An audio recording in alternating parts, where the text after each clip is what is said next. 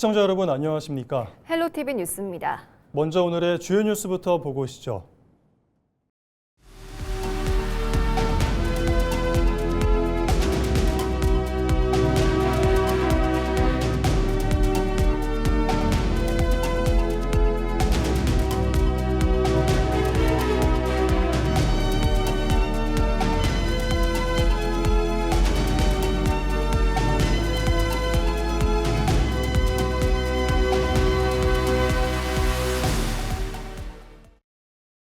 김포FC 직원의 공금 횡령 규모가 58억 원에서 더 늘어나 80억 원이 넘는 것으로 나타났습니다.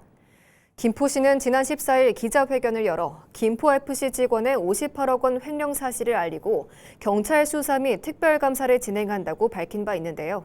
이후 진행한 감사에서 김포FC 직원 A씨가 허위 보고 등으로 약 25억 원을 더 빼돌린 정황을 추가 확인한 것으로 나타났습니다. 김포시 감사팀은 횡령 시점이 올해 1월이 아닌 지난 2023년부터인 것으로 보고 있으며 2025년까지 횡령한 돈으로 직원 A씨가 주택과 차량을 구입한 정황을 확인했습니다.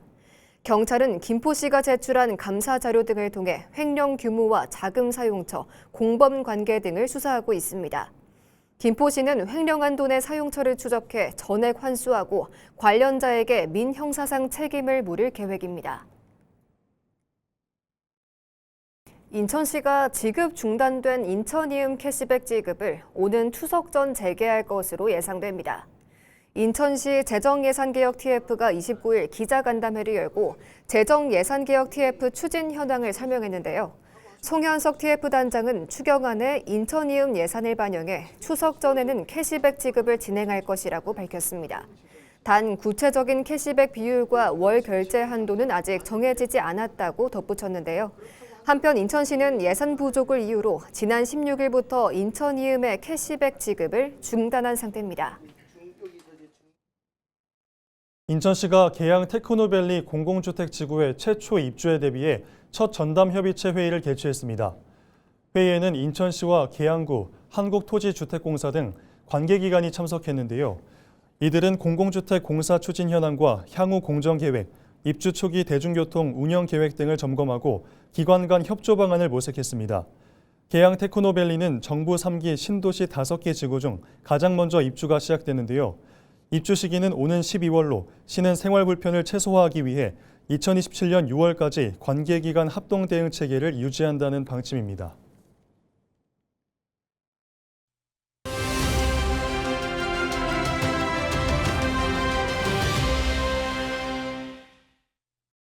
제10대 양천구의회가 원구성을 마무리하고 본격적인 의정 활동에 들어갔습니다. 새롭게 구성된 의장단과 상임위원장을 차례로 만나 앞으로의 의정 방향과 계획을 들어보고 있는데요.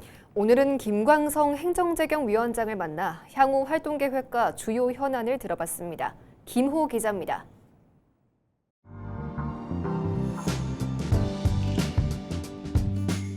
제10대 양천구의 행정재경위원장이라는 막중한 책임을 맡겨주신 동료 의원 여러분께 진심으로 감사드립니다. 행정재경위원회는 구민의 소중한 세금이 올바르게 쓰이는지 살피고 양천구의 주요 정책과 행정을 꼼꼼히 점검하는 매우 중요한 상임위원회입니다.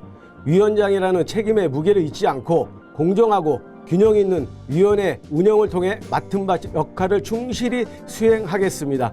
늘 현장의 목소리에 귀 기울이며 국민들께서 신뢰할 수 있는 행정재경위원회를 만들어 가겠습니다. 행정재경위원회의 가장 핵심적인 역할은 구정을 꼼꼼히 살피고 예산이 꼭 필요한 곳에 효율적으로 쓰이고 있는지 철저히 검증하는 것입니다. 조례안과 예산안 하나하나를 세심하게 살펴 국민의 입장에서 실효성을 검토하겠습니다. 잘된 정책은 적극 지원하여 힘을 실어주고 부족한 부분은 책임있게 개선을 요구하겠습니다. 위원장으로서 위원님들의 다양한 의견을 충분히 존중하되 객관적이고 합리적인 판단으로 위원회를 이끌어 국민의 기대에 부응하겠습니다.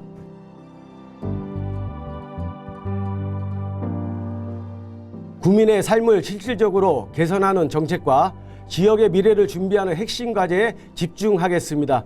특히 목동 재건축은 양천구의 미래를 좌우할 중요한 사업인 만큼 차질 없이 추진될 수 있도록 행정과 제도를 꼼꼼히 점검하고 의회 차원에서도 적극 뒷받침하겠습니다. 아울러 지역 경제 활성화, 건전한 재정 운영, 생활 기반 시설 확충 등 양천구 전역이 함께 발전할 수 있는 정책에도 지속적인 관심을 기울이겠습니다. 예산이 투입된 만큼 국민들이 체감할 수 있는 실질적인 성과를 만들어내는 것을 최우선 과제로 삼겠습니다.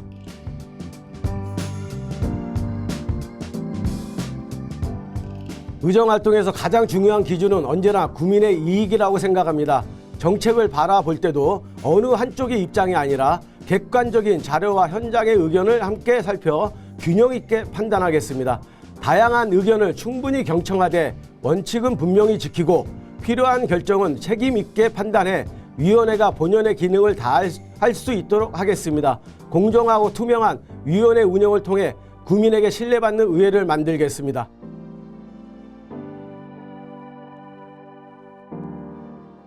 국민 여러분께서 보내주신 따뜻한 성원과 신뢰에 다시 한번 깊이 감사드립니다. 행정재경위원장으로서 늘 현장 가까이에서 목소리를 듣고 국민의 삶에 실질적인 도움이 되는 정책이 무엇인지 먼저 고민하겠습니다. 말보다 결과로 평가받는 의정활동을 하겠다는 마음가짐으로 작은 변화 하나도 소홀히 하지 않겠습니다.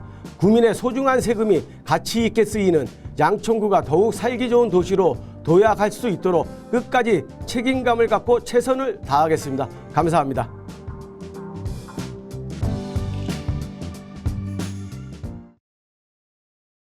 서울 은평구 수색동 16-2번지 일대 수색 8구역 재개발 사업이 착공을 앞두고 있습니다. 은평구는 수색 8구역 재개발 사업 시행계획 변경을 인가하고 이를 고시할 예정이라며 이르면 올 하반기 착공에 들어간다고 밝혔습니다. 수색 8구역은 당초 7개 동 578세대로 계획됐으나 소형 평형을 추가 확보하면서 8개 동 620세대로 변경됐습니다. 수색 8구역은 수색역과 디지털 미디어시티역이 가깝고 공산이 있어 친환경 주거단지로 조성됩니다. 또 공공기반 시설로 은평종합사회복지관과 도서관 등이 들어설 예정입니다. 서울 은평구 가족센터가 야간에도 긴급 돌봄 서비스를 운영합니다. 긴급 돌봄 서비스는 보호자의 야근이나 출장, 질병 등으로 긴급하게 돌봄이 필요한 경우에 해당 가정의 아이 돌봄사를 지원하는 서비스입니다. 야간 긴급 돌봄 이용 시간은 밤 10시부터 다음 날 아침 6시까지이며 시간당 비용이 발생합니다.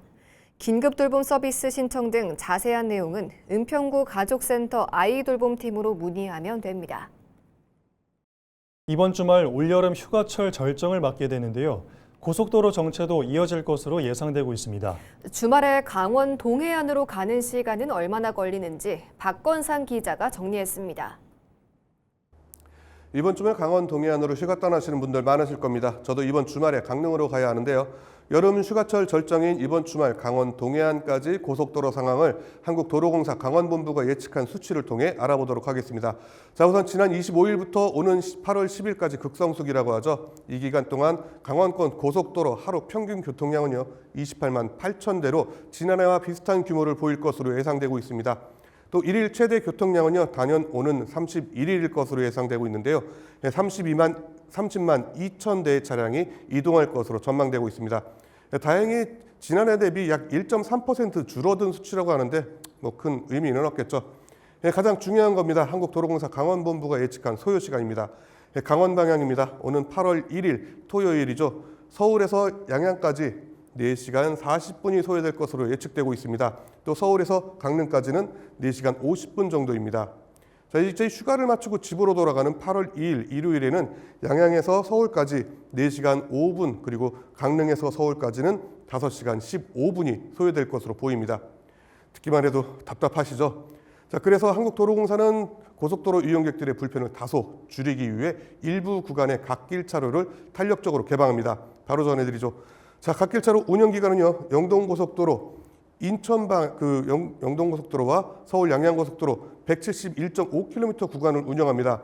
먼저 영동고속도로는 인천 방향으로 만종 분기점에서 여주 분기점까지 34.8km 구간, 그리고 원주 나들목에서 원주 분기점까지 2.8km 구간을, 그리고 강릉 방향으로는 여주 분기점에서 만종 분기점까지 35.5km 구간을 사용할 수 있습니다. 또 서울 양양고속도로 서울 방면으로는 춘천 분기점에서 월문 3터널 입구까지 49.3km 구간, 그리고 양양 방면으로는 월문 3터널에서 그 춘천 분기점까지 갓길을 이용할 수 있습니다. 자, 그런데 갓길 차로는요, 본선의 속도가 시속 60km 이하일 경우, 그리고 15인승 이하 승용, 승합, 그리고 1.5톤 이하 화물차만 사용할 수 있습니다. 자, 답답한 고속도로에서 휴식은 필수죠. 한국도로공사 강원본부는 졸음쉼터 5곳, 그러니까 소초 졸음쉼터 인천 방향, 그리고 삽교 졸음쉼터 강릉과 인천 양방향, 월정 졸음쉼터, 대관령 졸음쉼터 인천 방향에 임시 화장실 55칸을 추가로 설치하고 해충 방제 작업도 실시했다고 합니다. 그리고 가장 중요한 거죠. 사고가 났을 때는 바로 이 비트박스만 기억하시면 됩니다. 비상등 켜시고요. 트렁크 열고 밖으로 대피하고 스마트폰으로 신고하셔야 합니다. 방송 들으시면서 이런 말씀하시는 분 있을 겁니다. 제발 막히는데 공사 좀 하지 말아라. 그래서 한국도로공사는요, 이 기간 동안 긴급한 공사가 아닌 이상 본선을 막고 공사하는 일은 없을 거라고 합니다. 자, 부디 사고 없는 안전한 휴가 되시기 바라겠습니다. 지금까지 원주 오픈 스튜디오에서 전해드렸습니다. 올해 4월 개장한 양천구 용왕산 스카이워크가 지역 주민은 물론 외국인 관광객까지 찾는 야경 명소로 자리 잡았습니다. 8월부터는 한강 유람선 불꽃 크루즈를 볼 수 있는 야간 관광 프로그램도 운영되는데요. 양천구는 서울시 미래한강본부의 한강 유람선 불꽃 프로그램 연출 위치를 월드컵대교 인근 안양천까지 확대해달라고 건의해 성사됐다고 밝혔습니다. 양천구는 매월 20일 홈페이지를 통해 용왕산 스카이워크에서 불꽃 크루즈를 조망할 수 있는 시간을 공지할 계획입니다. 8월에는 1일과 20일 저녁 8시 25분부터 불꽃 크루즈를 감상할 수 있습니다. 시원한 청계천 물길에 발을 담글 수 있는 첨벙첨벙 행사가 오는 31일부터 다음 달 9일까지 청계천 일대에서 열립니다. 행사는 청계폭포에서 광통까지 120m 구간에서 매일 오전 11시부터 오후 6시까지 진행됩니다. 현장에는 의자와 테이블, 그늘막 등이 설치되며 아쿠아 슈즈 무료 대여 부스도 운영됩니다. 취업과 창업, 주거와 복지까지 청년들의 고민은 갈수록 다양해지고 있지만 경기 북부 지역에 청년 지원을 도맡아줄 기관이 없어 불편을 겪어왔습니다. 경기 미래세대재단은 이런 고민을 해결하기 위해 의정부에 경기 북부 청년지원센터를 개소했습니다. 청년들이 보다 가까운 곳에서 맞춤형 지원을 받을 수 있을 것으로 기대됩니다. 김소영 기자입니다. 경기 북부 청년 정책의 새로운 거점이 될 경기 북부 청년지원센터가 의정부시에 문을 열었습니다. 센터는 의정부를 비롯해 양주와 포천, 동두천, 연천, 고양, 파주 등 경기 북부 10개 시군의 청년 정책을 연결하는 광역 플랫폼 역할을 맡게 됩니다. 취업과 창업, 주거와 금융, 복지 상담은 물론 시군 청년센터 간 협력체계 구축과 지역 맞춤형 청년 사업 발굴도 추진할 예정입니다. 경기 북부 지역의 청년들은 지리적 여건이나 또는 인프라의 한계로 인해서 많은 가능성을 품고도 그런 기회를 떨칠 과정이 부족됐던 것이 사실입니다. 이에 경기 북부 청년지원센터가 그 소중한 고민들을 하나로 모으는 든든한 가교가 되도록 하겠습니다. 그동안 경기 북부는 청년 정책을 이용하기 위해 남부권을 찾아야 하는 등 접근성 한계가 꾸준히 제기돼 왔습니다. 이번 센터 개소로 북부 청년들도 가까운 곳에서 다양한 정책과 상담 서비스를 제공받을 수 있게 됐으며 의정부시도 지원을 아끼지 않겠다고 약속했습니다. 이 거점 센터를 잘 이용해서 저희 특별히 은둔 고립 청년들에게 새로운 희망의 기회를 만들어 주시고 저희들 모두가 미래를 만들어 나가는 청년 센터가 될 수 있도록 저희도 의정부시도 함께하고 여러분 모두가 함께해 주시기를. 경기도와 경기 미래세대재단은 앞으로 북부 청년들의 정책 접근성을 높이고 지역에 안정적으로 정착할 수 있는 기반을 확대해 나간다는 계획입니다.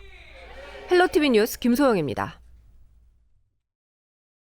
부천시가 최근 세입증대 특별 TF의 추진 상황 보고회를 열었습니다.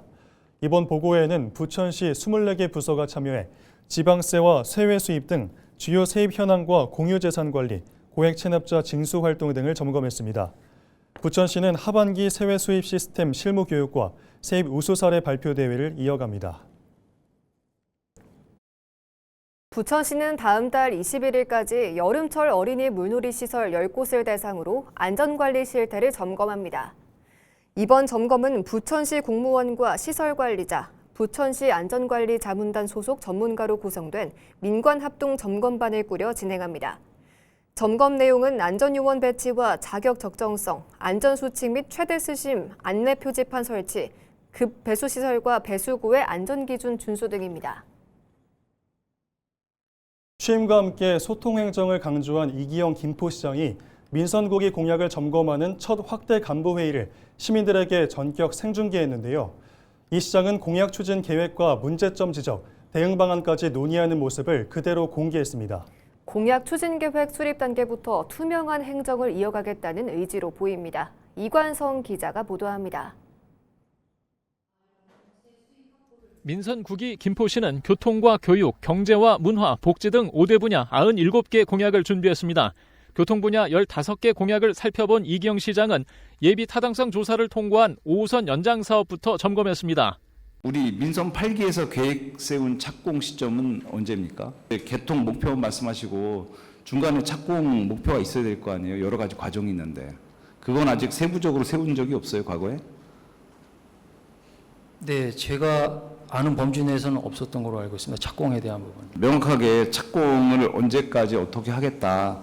그러니까 이게 이런 거 아니겠어요? 2032년 개통 목표면 역산을 하면 되는 거 아니에요. 이거 제가 왜 이런 질문을 계속하냐 하면 우리가 지금 철도가에서는 2032년에 서울지하철 5호선의 김포 연장이 이루어지고 개통이 되는 목표를 갖고 있는 거 아니겠어요? 그럼 매 시기마다 포인트마다 목표 시한을 설정을 해야 되는 거 구체적으로. 일산대교 통행료 전면 무료화에 대해서는 경기도 시스템 구축만 기다리지 말고 김포시가 선제적으로 24시간 지원 예산과 대책을 수립하라고 지시했습니다. 또 평화경제특구 유치전에서는 김포시가 가장 후발주자인 점을 꼬집으며 신규 고속도로와 산업단지 등 지역 강점을 내세워 다른 지자체보다 철저히 준비할 것을 주문했습니다. 이 시장은 최근 수십억대 직원 횡령 사태가 발생한 김포FC의 관리 감독 기능도 문제 삼았습니다. 올해까지 하면은 이게 지금 횡령 횟수가 지금 우리가 가늠이 안 될 정도 아니에요? 예, 한 80억 넘습니다. 예. 우리 체육과에서는 지금 관리나 이런 걸 어떻게 했는지는 과거에 모르겠어요. 지금 그 체육과에서는 이런 거 확인 혹시 안 할까요? 요즘에도? 회계법인을 통해서 완료된 그 결산 내역을 저희가 승인해주고 있습니다. 그러니까 특별히 다른 사안이나 이런 이상 징후가 발생했다고 보고를 받기 전에는 저희 체육과에서는 실제적으로 감지하기 어려운 부분이 있습니다. 이게 지금 문제가 있는 게 그 공기업이나 출자 출연 기관을 우리가 관리 감독을 해줘야 되잖아요. 이렇게 되도록 우리 시가 뭐 했냐 이거예요 지금. 저는 이거 김포FC 하나만의 문제라고 생각하지 않아요. 지금 다른 곳도 똑같이 관리 감독하고 계시죠. 그냥 회계 보고서만 보고 계신 거 아니에요? 이 시장은 산하기관을 부실하게 관리해온 부분을 꼬집으며 출자 출연 기관 전체에 대한 관리 감독 강화와 쇄신을 촉구했습니다. 김포FC 횡령 사건 직후 시는 지방공기업과 출자 출연 기관 전체에 대한 특별 감사도 이미 예고한 상황입니다. 김포시는 이번 공약 점검 회의 생중계를 시작으로 다양한 형태의 주민소통 행정을 이어갈 것으로 보입니다. 이번 민선국이 김포시 첫 공약 점검 모습은 7월 30일 오후 1시 55분 헬로우TV 지역 채널에서도 보실 수 있습니다. 헬로우TV 뉴스 이관소입니다.